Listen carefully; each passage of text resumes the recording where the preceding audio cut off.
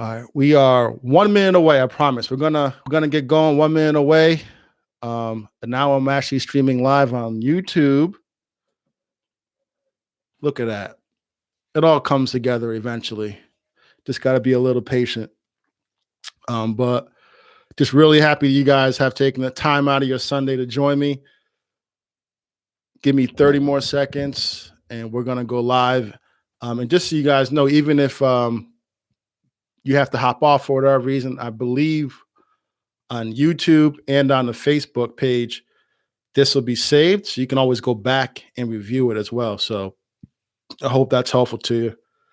But yeah, I'm on YouTube, I'm on Facebook, and I'm on IG.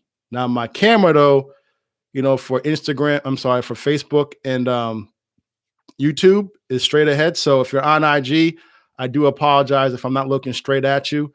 But hopefully you can hear me. Can you just give me a thumbs up, everybody, if you can hear me on IG, Facebook, YouTube? If you're on, just give me a thumbs up in the comments that you can hear me. Nice, thank you. Anyone else? I got one thumbs up. Anyone? Okay, cool. Everyone can hear me there. Facebook, how about you on Facebook? Can you hear me on Facebook in the comments? Can you just write something in the comments? Can you hear me? Let me see about. Can you hear me? Hear me. All right. All right. We're going to get going. You guys have been patient long enough. So as far as some housekeeping goes, and again, I do apologize on IG if I'm not making eye contact with you, but as long as you can hear me, that's cool. So my name is Quito Delgado. Born and raised in Schenectady, New York. And I was really fortunate. I played basketball and football my whole, throughout high school, but I really started to excel at football my junior year. And without giving all the details, but, just so you know, I'm telling you this story for a reason, because I went to a small school. My team went 2-7 my junior year, 2-7 my senior year. So I didn't play in a powerhouse. We weren't state champions. And despite all that, I was able to earn a full athletic scholarship to play football in college. Now, I don't particularly think divisions matter, but for some reason, society really seems to, promote and put Division I at a high pedestal. So I am going to share that I did, go Division I. But again, I think if you play sports in college, no matter what, that you're one of the select few. You're part of that group, that 6 or 7% of high school student athletes that do go to play in college. So divisions don't matter to me, but I just know some of you do care about that. I was able to get a full athletic scholarship to Boston University. Unfortunately, after my freshman year, they cut the program, right? So they cut the program, and then I transferred to Northeastern University, excuse me, where I played the rest of my time, graduated. And the reason why I share that is not only am I, coming from a small school, small town, but I go to college, they cut the program, and then I transfer and I get another scholarship. So I actually went through the college recruiting process 2 times.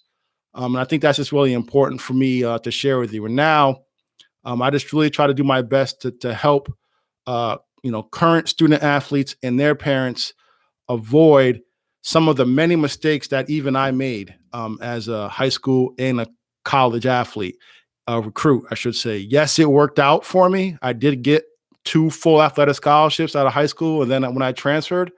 But with that said, my recruiting decision making, some of the steps that I took, some of the steps I did not take, it really could have backfired had I not just been fortunate. I would say I was more lucky than skilled.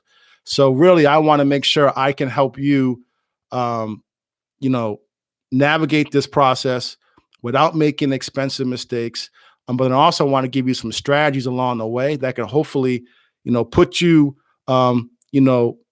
above most. I want to help you even the playing field, if you will. So if you want to learn more about URECRUITU, I encourage you to just and invite you to go to URECRUITU.com. URECRUITU.com. It's all one word. And then also for all of you who like podcasts, particularly mom and dad, we do have a podcast. We actually just did our 50th episode. It's called Full Ride, the College Recruiting Podcast. So that's Full Ride, the College Recruiting Podcast. So you can, you can go to the website, but then you can also listen to us every single Thursday. We have a new episode. So that's kind of the intro. And now I just really want to make sure, I deliver as much value to you all in the next 30 to 45 minutes. This is really about you. Clearly, the coronavirus, college recruiting in general, let me just say, college recruiting in general is difficult enough. There's a lot of challenges that you face as a family. Number one, it's the very first time you student athletes are going through the process. So you have a lot of questions that you just don't know the answer to. And then mom and dad, the majority of you were never college recruits. You didn't go through the process. So it's kind of hard for you to help guide your son or daughter through this process if you've never gone through it yourself. So I get all that. And now the fact is you add, the coronavirus and the impact that it has had on, on college recruiting is significant. And however, instead of focusing solely on, you have no games. Now, if you played in fall, you played a fall sport, you're good. You played football and you played one of those sports, and even basketball, you have a lot of film on, so your fall, your winter sports, you have a lot of film. You actually finished your seasons for the most part. Now, if you play in the spring, though, clearly you're behind the 8 ball. You're at a disadvantage significantly. So we'll talk about that. SAT exams have been canceled. But most importantly, I think for many of you, and this is what, if you're a junior, you're a senior, you're really upset about this, is right now, due to the coronavirus, you're not able to visit with college coaches in person, right? And they can't visit you. So they can't come watch you. Well, there's no games, but even if there were games, but the bottom line is there's no games and they can't come watch you play no matter what. AAU is canceled. So it's really challenging for many of you. And it's really easy to focus on all of the problems. It's easy to start feeling sorry for yourself, to kind of have a woe is me attitude. So really the goal tonight is just for me to not so much give you a pick me up, but I want to lend some encouragement to you. But most importantly, I kind of want to just give you some actionable, steps you can take despite all that, right? Because I promise you, there's far more solutions than there are problems. So, from just a planning standpoint, right? The show must go on. Like there's so many elements of college recruiting that I think are easy to kind of overlook. So I kind of want to make sure that we get our ducks in a row here, and then I'll definitely give you some steps that you can actually take to hope, to actually help you with college recruiting. But, mom and dad particularly, if your son or daughter is a senior, you really should be filling out your FAFSA paperwork, because obviously, it would be great if you can get a full athletic scholarship to college, but the majority of you, even if your son or daughter is extremely talented, odds are they're not going to get a full ride. They're going to come out of pocket to some degree. Now, if you do get that full ride, God bless you. I'm happy for you. But most of you, year one, year two, best case scenario, you're going to be on a partial scholarship, and you're hopefully your academics and your performance maybe can increase that over time, with good performance. But you're going to have to be realistic and think, okay, the odds are I'm going to be paying out of pocket something to attend college. And one way you can kind of help offset that expense is with FAFSA. If you qualify for some additional financial aid, definitely take advantage of that. But you want to make sure you fill out that paperwork. You have all this extra time now. Maybe you've been putting it off. I think you guys can definitely make that something you do over the next 30 to 60 days. All right. I also just want to, particularly if you're a sophomore, you're a junior, even if you're a senior, but hopefully you've already done this. I'm just going to be honest. So this is really more so for my sophomores and my juniors. Um, but you should really start to research schools. Like, what are your schools? Like, what schools are you interested in? And maybe because you're always in class, you're always working out, you're always in tournaments, you're constantly traveling, you're running around town, you're doing lifts. I totally get it. And you're so focused on trying to get recruited, but you may not even have a school. You may not even have a list of schools that you actually are interested in attending.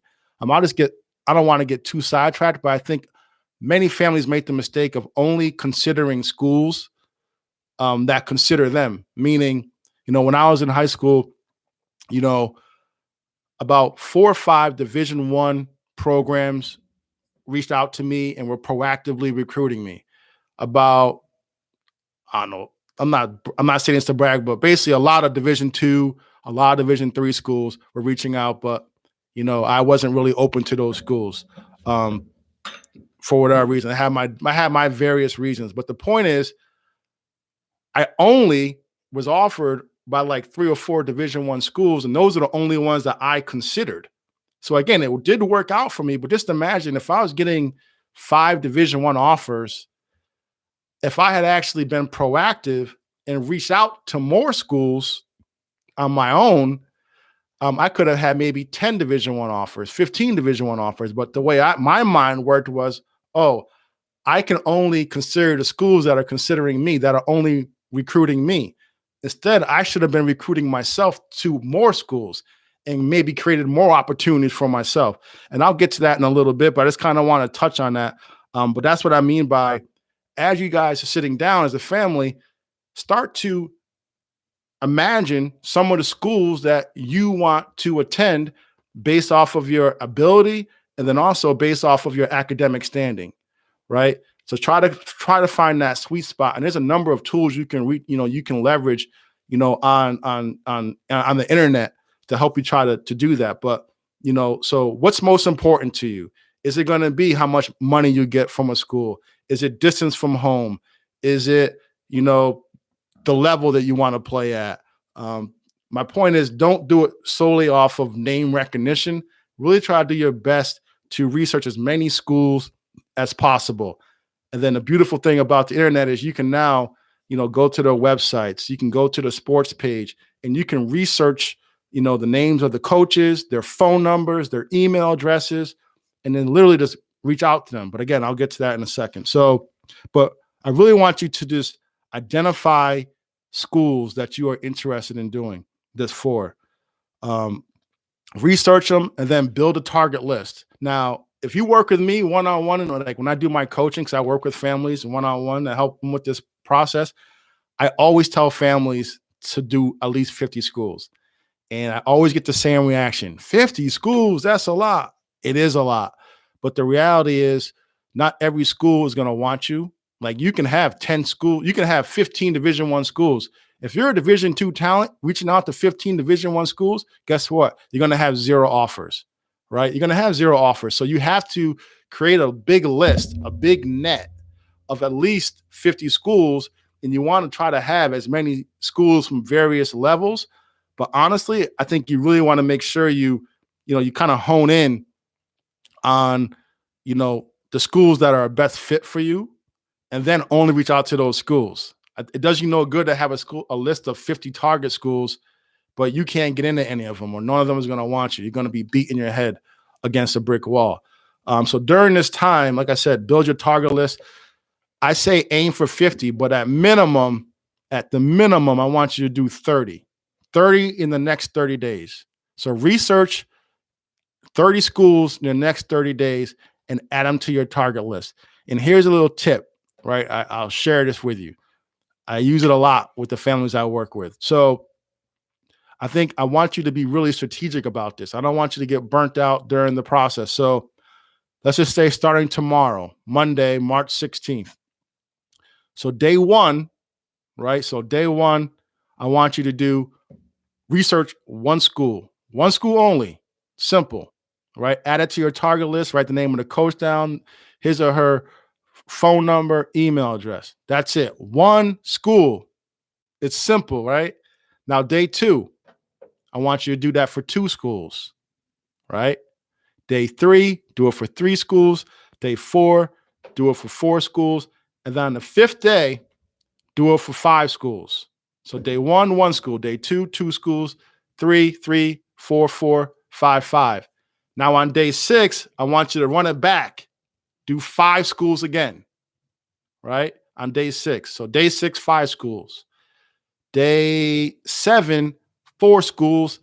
Day 8, 3 schools. Day 9, 2 schools. Day 10, 1 school. Now, for all you mathematicians out there, if you add that up, that is easily 30 schools that you researched, and it only took you 10 days. 10 days to research 30 schools. So when you say you can't do 50, I'm like, come on. I just gave you an easy strategy to do it without getting overwhelmed. So try that. So tomorrow, only do 1. So really the only hard days are days, 4 to day like 7, because you're like 4, 5, 5, 4. Like, so you are doing a lot, but even still, it's going to take you no more than an hour of your time. And guess what? You have nothing but time. You have no classes right now. You have no practice right now. You're not traveling. You don't have any tournaments. So you have nothing but time to build this target list of schools, right? So just try doing that exercise. I really encourage you to do that. This is a big one. So now, if you're a freshman, sophomore, by the way, this is really, I'm gonna be honest with you guys, this is really geared a lot for my juniors and my seniors. But so if you're a junior, senior, you have the ability to call coaches. You see, again, you can focus on the negative if you want. You can say, oh, the coaches can't come see me play. I can't go. I can't visit the college. I can't play in games. I don't have any film, all this stuff. And I get it. I'm with you. But at the same time, let's focus on the positives, right? Because during a season, or not even, let's just say, during the season, a college coach is always recruiting. They're game planning.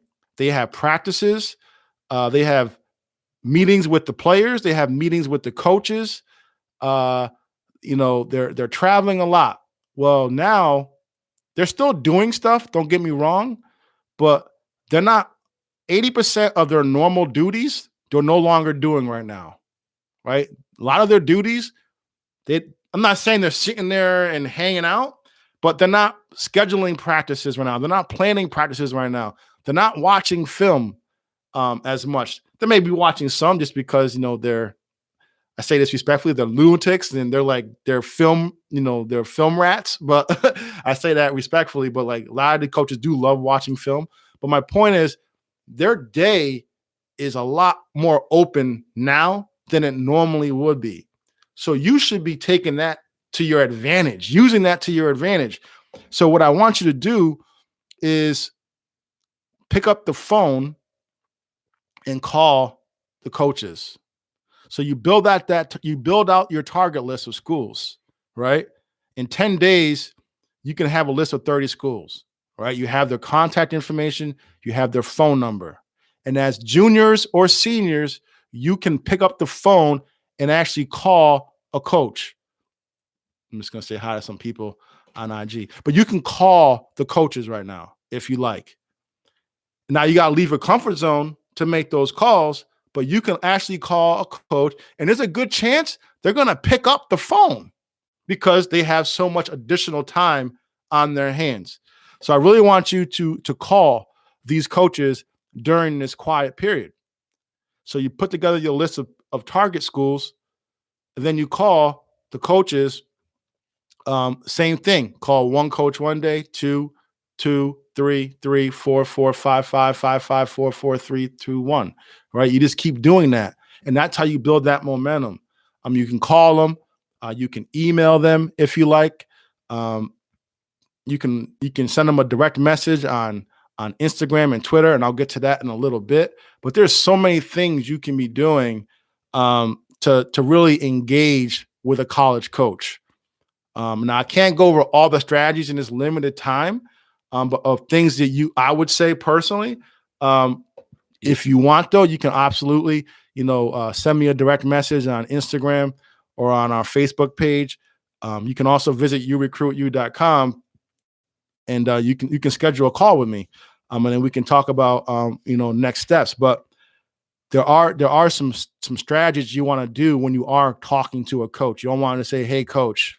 Like, there are some things you want to say to that coach, and it all depends on your sport that you play. It all depends on your year. So call the coaches, email the coaches. But here's the thing I want you to really make sure you do before you call the coaches. This is important. You would never, if you play basketball, right? Say you want to work on a fadeaway jump shot, just giving an example. You would never, for the very first time, take a fadeaway jump shot in a game, right? What would you do? You would practice, hopefully anyway, you would practice that fadeaway jump shot over and over and over again in practice, and then you would you would shoot it in a game, right? And it's no different with when it comes to calling coaches. Many of you 16, 17, 18 years old, it could be uncomfortable for you to call a coach for the very first time all by yourself. You may not know what to say. So really what you want to do is you want to practice what we call in sales an elevator pitch. You have about 30 to 45 seconds to introduce yourself to a college coach. Tell them your name, where you're from, what sport you play, what year you are, and why you are calling. So if it was like me back when I was in high school and I was a junior, I would say, and I'll say his name was Michael Smith. Hi, Coach Smith. My name is Quito Delgado. I am the class of I'm a junior right now. I play wide receiver and cornerback for Notre Dame, Bishop Gibbons, and Schenectady. And the reason why I'm calling today is because I'm a big fan of your program, and I'm looking to learn more, not only about your team, but also, your school. And then you name that school. And I'm kind of going off the top of my head, but my point is, you want to practice that over and over and over again. So you want to role play this. So mom and dad, you can role play with your son or your daughter. So when they do make that call to a coach, or just so you know, coaches can also call you, you have some talking points. You want to practice that with your son or daughter, right? So really want you to do that. Get some reps in. Practice, practice, practice. So those are some things you can definitely do. And I'm not done yet. But does anyone have any questions right now? And I can kind of address them while we go along and look at YouTube. Any questions? Okay. All right. I'm going to keep going. All right. So where are we at? Oh, last page. All right. Almost done. We're at the 25-minute mark. So here's a big one. Social media.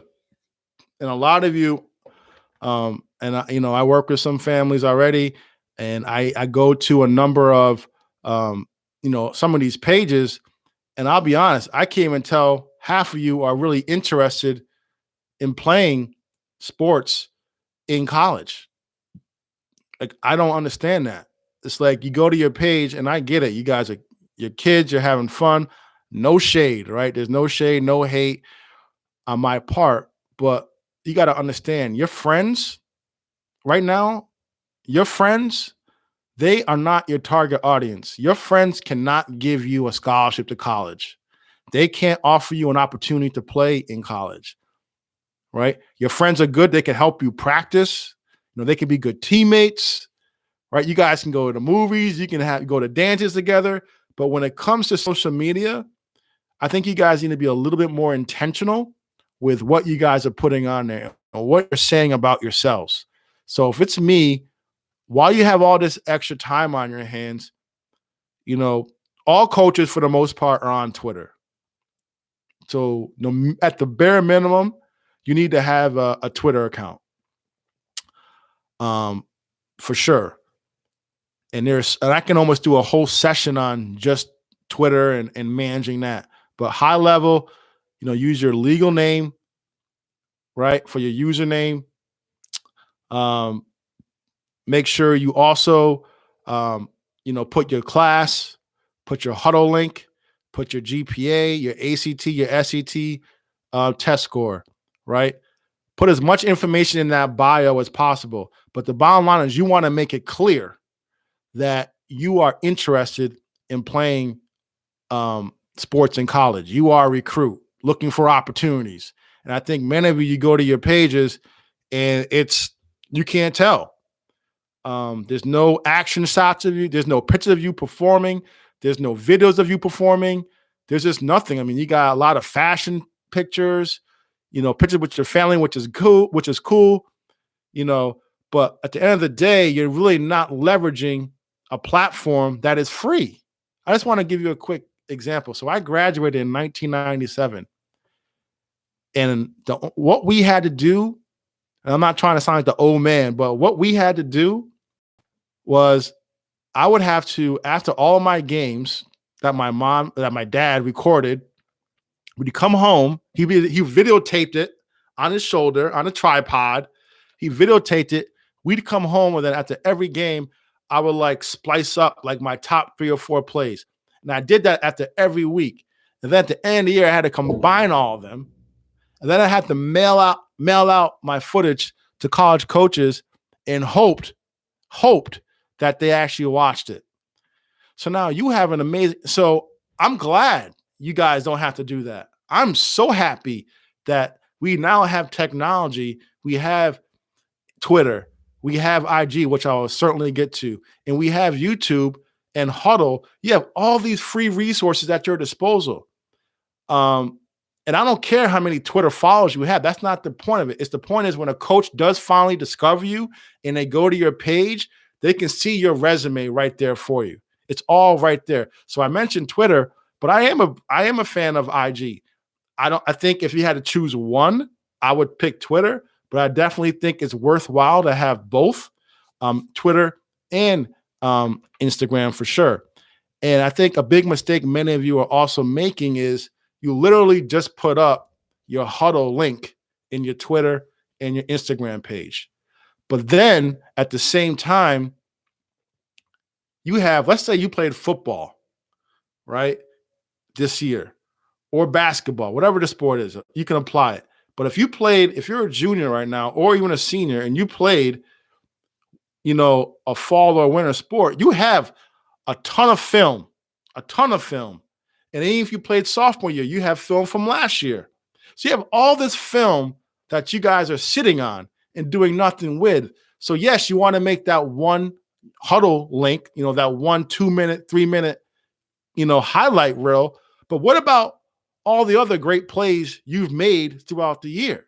So during this quiet period, while you don't have school, while you don't have practice and all this stuff, you're not traveling to tournaments, really think about, okay, how about I go back and I put 15 to 45-second clips, mini clips on my Twitter feed, mini clips on my IG page. Upload those clips. Start a YouTube channel, because guess what? YouTube is one of the largest search engines. So if a coach just happens to type in your name, now what ends up happening is your IG page comes up, your Twitter page comes up, and your YouTube page comes up. So you have these three platforms that you can be leveraging to your advantage in branding yourself as a serious student athlete who is serious about trying to get a scholarship to play their respective sport in college. So that's how you need to be leveraging social media. And you have a golden opportunity, if you haven't already been doing it, to really start to analyze, okay, what's my strategy? How am I going to use this moving forward? So I would just say this, though. If you have an IG or Twitter page already, another thing you need to be doing is you need to go back and you need to scrub it, because some of you have a lot of things on your feed or in your history that you really don't want a college coach to see. So also use these next 3 months, hopefully not as long, but next 30 to 45 days to not only create content, but it's also to remove some of the bad content that may be on there. All right. So definitely want you guys to really start taking social media seriously, but using it as a recruiting tool. Okay. Also, I mentioned it before, I want you to call coaches, but you can also email coaches. But I want to make sure that you are emailing coaches from your recruiting email. I mentioned a lot of this stuff on my podcast, by the way, Full Ride, the college recruiting podcast. I did mention it there, but I'll just repeat it again. I want you to create a college recruiting email. So again, my name, back when I was in high school, I wore 21 and I played football. And I did keto. Well, if I was doing it now, I would say keto Delgado 21. I know when I got to college, I wore 13. And when I created my email address, it was whiteout13@yahoo.com. But my point is, make your email your first name, last name, your jersey number, or something about your sport. And that's the email that you used that is only for college recruiting. So when you're emailing coaches, they call you, that you email them, they email you back. That's what you want to do. But think about all the things that we've already talked about that you can be doing every single day, right? Don't think, again, is it ideal? Is it much better if you were able to play your spring games right now? 100%. Not going to sugarcoat it. Is it easier if there was AAU? Would it be much better if there were AAU and there were some junior days coming up? No doubt about it. No one's saying that this is a great scenario. This is not a good situation to be part of. But at the end of the day, you can either sulk or you can compete. And that's what we're doing here. We're just trying to give you some actionable steps so that when you do get out of this in 30 days, 45 days, you've planted a number of seeds along the way. And then 3 months from now, boom, you got a list of 40, 50 schools that you've already contacted and researched. You have an awesome looking Instagram page, Twitter page, YouTube channel. You've already gotten your FAFSA squared away, right? You're doing a number of things to put yourself in a good position. Here's a big one. Like I said, I think I said this already, but I just want to repeat. You have all this content. You have all these highlights, hopefully. Even if you're, maybe you play baseball. Unfortunately, obviously, you don't have spring season. But if you're a senior, guess what? You have all that tape from junior year. So pay attention and go back in time. And coaches understand that now. These college coaches, they realize what you're going through. So they're going to actually probably start to evaluate you on your old film. Don't be afraid to use that to your advantage. So now, this is the big one. Obviously, the SATs were canceled. I think they had an exam March 14th. That was canceled. ACTs have been canceled. Who knows when these are going to come back? Or maybe it's going to be next month, or maybe it's going to be in 2 months. But what can you do in the meantime, right? You have I'm a big believer in control what you can control, right? You have zero control over when the AAU season is going to start back up. You have no control over when school is going to start open back up. You have no control if you're going to have games this spring. You have zero control over any of that.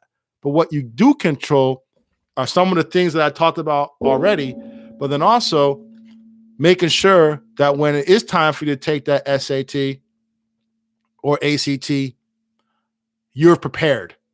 So I really want you to, with all this extra time you have, is to start studying, like go in heavy, right?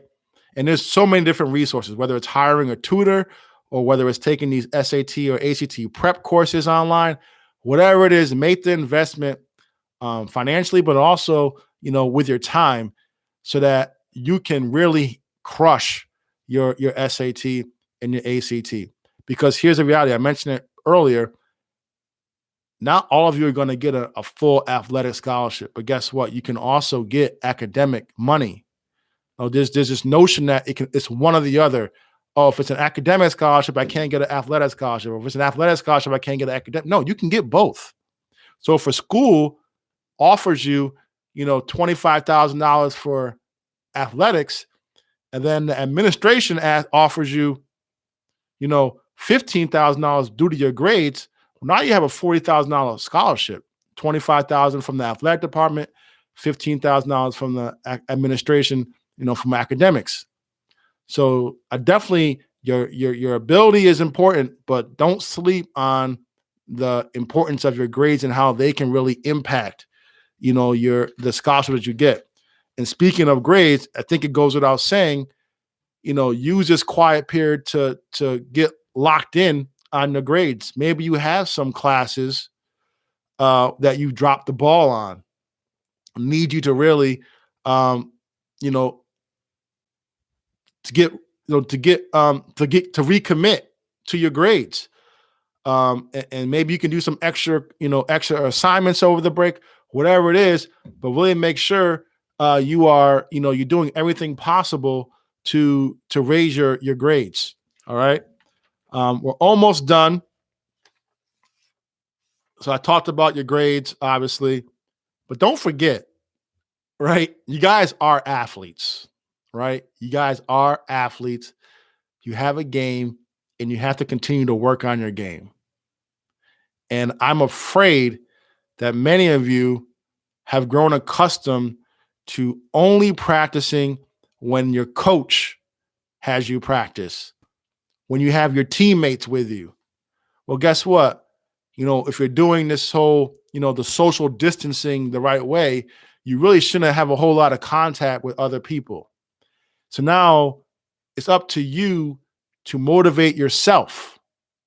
It's up to you to work on your game, and in many instances alone. So I really want to encourage you to make sure you're putting in the work every single day. Like there shouldn't be a day that goes by that you don't do something to get better. You got to work on your game every single day, whether it's just maybe it's cardio. I mean, I don't have to do this with you guys. You guys are juniors, seniors, sophomores. I'm not going to sit here and break down a workout plan for you. Bottom line is, you have a lot of time.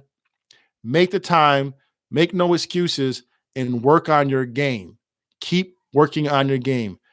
Drink a lot of water, make sure you stretch, but then work on your skills. Skills pay the bills, right? Skills pay the bills. Because the last thing, what will end up happening if you sit around doing nothing, eat junk food, don't take care of your body, don't work out, when AAU does pick up, when travel club ball does resume, you're not going to be ready, or you're going to show up. And the worst thing that's going to happen is, because you're out of shape, you're not stretched, you're not warm, you pull something and now you're hurt and now you're on a shelf. So I really want you guys to, goes without saying, continue to work on your game, work on your craft. All right. Where we got? I'm almost done. All right. So for my seniors, again, if you play baseball, you're a senior. You're in a tough spot. If you have, say you have no offers right now, you have no momentum right now.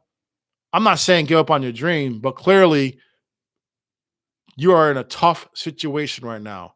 And maybe you were hoping to be able to say, "Heck, hi, coach, here's my schedule to my upcoming season. I hope you can come make some games. Here's my travel ball schedule." Well, now that's not going on. So you're totally at a disadvantage. I get it. But I don't want you to give up on your dream, but you may have to adjust. So one thing you may want to consider doing is consider looking into some prep schools, right? It can't hurt, because you go to a prep school, you go there, you play there, for a year. It doesn't count against your eligibility. So you really, for some of you, you may need to do that.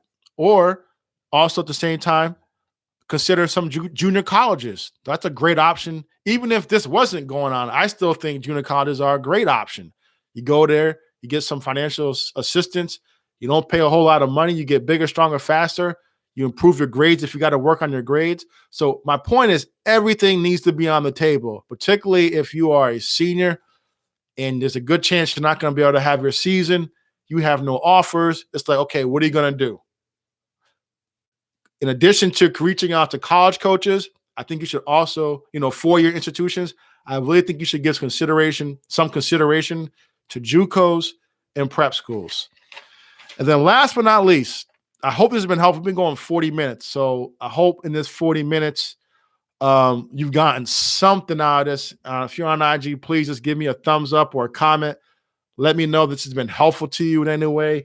YouTube, Facebook. But I hope this is valuable to you. Because I'm doing this because I want to help you guys out. I know there's a lot of stress. You have a lot of anxiety. And I just kind of want to help. I want you to help. I want to help plan the process, right? I don't want you to panic. I want you to plan, have a strategy, take an exhale, right? Breathe, and then go to work executing the plan. All right. So, but lastly, I mentioned a lot of things, right? There's a number of things that I've talked about. And you got to make sure, like, you go to school, right? You go to school every day. At least I hope you go to school every day. You go to school every day. And when you go to school, you have a schedule, right? It's not like you just randomly show up and say, oh, I'm going to go to English today, I think. And I'm going to go to science. You don't make up your schedule, right? It's in order. You know exactly what to expect every single day. It's all mapped out for you. Your classes, your lunch, then after school, your practices, mom and dad, then they take over with their calendar, or your coach, he or she, they have a calendar, a practice schedule, your game schedule. So you're used to leading a very structured life. At least I hope you are, right? You're used to that structure. Well, now you kind of don't have that structure. No problem, Monica. I'm glad you're getting some value out of that. Appreciate that. That's an IG comment. But my point is, you have to go. I'm sorry. I got distracted by the comment, but I'll bounce back. My point is, you got to schedule. You have to make a schedule over the next 30 days, right? And you got to write it down. You got to put it on a calendar. Either write it on a calendar or use your phone and put it on your phone. But you got a time block. So let's say if you're used to getting up, I know I have this, you guys know, I have a 6-year-old daughter in kindergarten, and I know she's out at 6:50 every day to catch the bus at 7:20. So I know if she's in kindergarten getting up that early, I know all of you are getting up at the bare minimum by 7:00 every day, right? So keep that schedule. Don't sleep until 10 to 9:30, right? Watch TV for half the day, get nothing done. I want you, with the help of mom and dad, help your student athletes out, mom and dad, put together a calendar from 7 to 7. Put it on a calendar, write it out. What are you going to do every single day? I'm going to work out. I'm going to wake up. I'm going to work out from 7 to 8 in the morning. I'm going to come in. I'm going to eat breakfast. I'm going to shower. Cool. Write that down. Now I'm going to do some schoolwork, right? I'm going to do some schoolwork. Bang that out for 2 hours. I'm going to do this subject for 45 minutes. Almost mirror your school schedule. That should be pretty easy for you to do. But I get it. You're not listen, I know you're not going to follow it to a T. You're human, right? So now you say, okay, I'm going to take a lunch break. And then after lunch break, you know what? I'm going to go practice a little bit more. So now you practice a second time today, right? Or you say, you know what? I'm going to put my recruiting hat on now. I'm going to take a break from school. I'm going to put on my recruiting hat. I'm going to research one school. I'm going to call one coach, right? Oh, now I'm going to do an Instagram post. I'm going to do a Twitter post. You can literally map out your entire day if you put in that work to do it, right? And mom and dad, I'm really going to turn to you to help your son or daughter do that, because they're probably not used to creating their own schedules. They're used to having it done for them. I know I couldn't do it when I was their age. So I'm going to really ask you to help your son or daughter do that. So look at this. These are my notes. This is my notes. I'm out. Like, I hope this was helpful to you. Um, again, if you have any questions, because I'm going to go eat some dinner, I'm hungry, but if you have any questions, you can do this. You can email me, coachkito@gmail.com, coach, KITO @gmail.com. I encourage you to go to URECRUITU.com. That's the letter U, and then recruit, and then the letter U.com. When you first get to the page, there's a place for you to put your name and your email address. Sign up for our playbook. It's basically a weekly newsletter. So you never miss an email. I encourage you to do that. You're welcome, Ruben. Thank you for that comment. I'm happy to help you for sure. And then also, what else is there? I encourage you to this Thursday. I'm going to have a new episode of the podcast, Full Ride. So listen to the episodes of Full Ride every single Thursday. And then last but not least, not to turn this into a commercial or anything, but if you want, that one-on-one coaching, we do have a coaching program for you to take advantage of. When you go to URECRUITU.com, you can click on the study hall tab at the top of the page, and it outlines it all for you. But long end of it or the short end of it is basically you get one 30-minute coaching call with me a month, right? And it usually goes about 45 minutes. So 30 to 45-minute coaching call. We do it via Zoom. And the reason why I like having it on Zoom, you can see me, I can see you, but the most important thing is that you can actually get a recording of it afterwards. So you don't have to worry about taking notes during our call. You can just listen and we can talk. We can talk strategy. But then when we get done, I email you the recording so you can watch it. But then also in between our coaching calls, if you have any questions that come up that arise, you can email me. And then within 24 to 48 hours, I'll reply to you with the answer. Because I don't want you turning to other sources that may not be qualified. Everyone has different circumstances, different sports, different goals, different abilities, different financial, requirements. There's just so many factors that vary from family to family. And you really want to have that one-on-one guidance.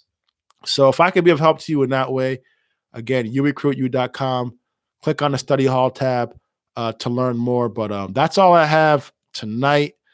If this was helpful to you, I'm happy. Let's just continue to stay connected. Follow us on Facebook, Instagram, and Twitter, URECRUITU. But you guys have a great night. Most importantly, though, stay safe, stay healthy, and really just try to take control of your college recruiting process over the next 30 to 60 days. Focus on the solutions and not the problem. I'll talk to you guys later. Thanks a lot.